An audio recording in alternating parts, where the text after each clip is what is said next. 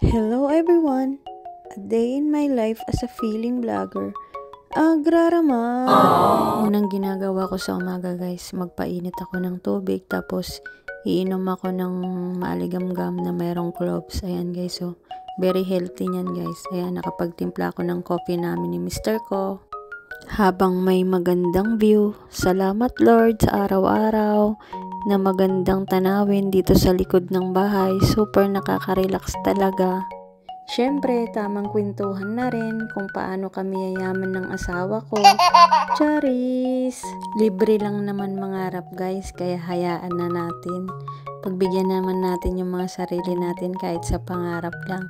Ganitong buhay lang naman yung gusto ko guys, yung tahimik, okay kami ng asawa ko, healthy ang family ko, walang nagkakasakit. Malaking biyaya na yun guys, galing kay Lord. Nakakakain ka ng 3 beses sa isang araw. Syempre guys, ang yung problema nandyan lang yan. Di naman mawawala sa buhay natin yan eh. Yan ang nagpapatibay sa atin guys, paano lumaban sa hamon ng buhay, yung mga pagsubok na yan. Kaya laban lang, kahit wala naman tayong kalaban, laban lang ng laban.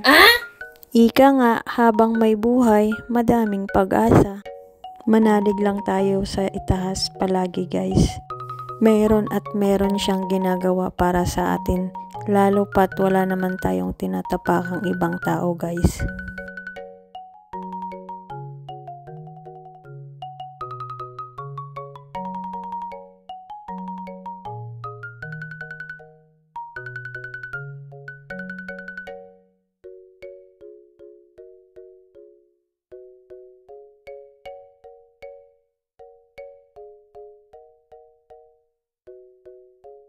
Pagkatapos pala naming nagkape guys, pupunta kami dyan sa bayan ng asawa ko.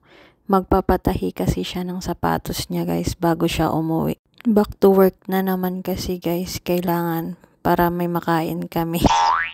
Dito pala tayo sa Tayog Public Market guys. Di rin lang kami nakapagpatahi guys kasi wala daw silang available.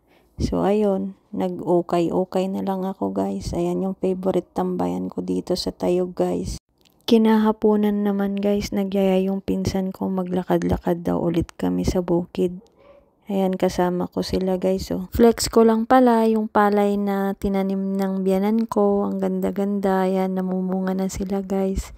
Balik na tayo dito sa pagpapalakas ng katawan nila guys. Oh, tamang tingin lang kami dyan guys. Di naman namin kaya yan. So, ayan na nga. Naabutan pa kami ng ulan guys. Ayan si GM. Tuwang-tuwa guys kasi pinayagan siya ni mama niyang maligo. Hay, ang sarap maging bata. Dito ko na tinatapos tong vlog ko guys. Salamat sa laging pag-support nyo at panonood nyo. Bye!